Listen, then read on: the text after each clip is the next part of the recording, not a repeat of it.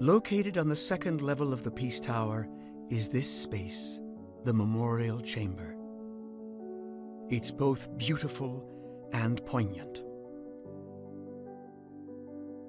Long considered the heart of the tower, this solemn and sacred room was originally created to honor the Canadians who had died during the First World War. The Memorial Chamber is a space of contemplation, so you're meant to happen upon it when you come from the building and you make your way over inside, up the stairs into the Peace Tower. You're physically in a separate building, and you come down a little corridor, and then you come into the light. And it's a very bright space because of the stained glass windows that are several stories high. The ceiling is also multi-stories high, so you're meant to feel lifted up, but also as though you've come into a kind of sacred grove. Pearson thought about it like you would be coming in from a forest and you would come to a space in the middle through the dappled light that was coming through the trees. The ceiling design is sort of these drop fan arches, which give you a little bit of that canopy of tree idea, but you know, it's called the Memorial Chamber, so it's not a religious space in the sense that it's not a consecrated space, but it does have that significance in terms of reflection and paying tribute. So it's got a very different flavor than the rest of the building, and it's designed to be quiet and to spend a moment thinking about the sacrifice that those people have made.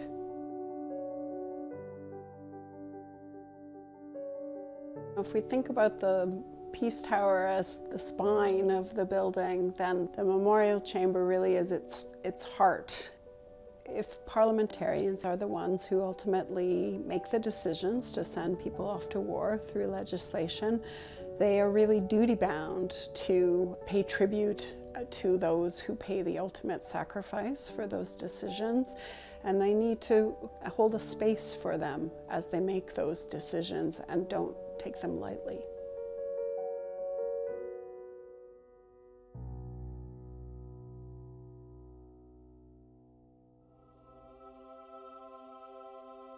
At the center of this space is the ornate altar of sacrifice. It's made of Hopton wood limestone, the same type of hard stone used to mark Commonwealth burial grounds. Inscribed on the side is an excerpt from English writer John Bunyan's famous novel and allegory, The Pilgrim's Progress. And resting upon it is the First World War Book of Remembrance, containing the names of over 66,000 Canadians who died during the Great War, the war that was meant to end all wars. Every name of the fallen is beautifully preserved, handwritten onto vellum, a type of durable parchment. This book took decades to create and was finally completed in 1942. By then, Canada was in the midst of another horrific world war. Pearson, when he envisioned the space, of course, he never imagined that there would be subsequent military conflicts, so it was envisioned really around this altar for what they referred to at the time as the Great War. Today, there are 8 altars, each holding a different book of remembrance. Together, these books contain the names of the more than 120,000 Canadians who made the ultimate sacrifice while serving their country. Since 1942, at 11 o'clock every morning, a guard in ceremonial dress marches in front of the central altar and bows. He then turns one page in each book of remembrance. It's a moving and solemn ceremony. The room is closed to the public, but family members of the fallen are permitted to be in the chamber to view the name of their loved one.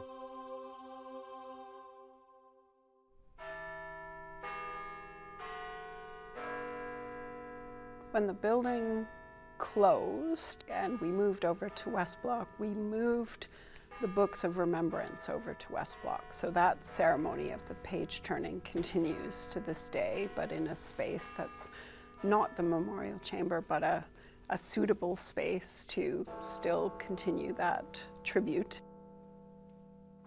The books will follow the House of Commons, so when the House of Commons chamber moves back to Centre Block, the books, we will have a closing ceremony in West Block in the Room of Remembrance, and then the following day for the page turning ceremony at 11, the books will be on display in the memorial chamber.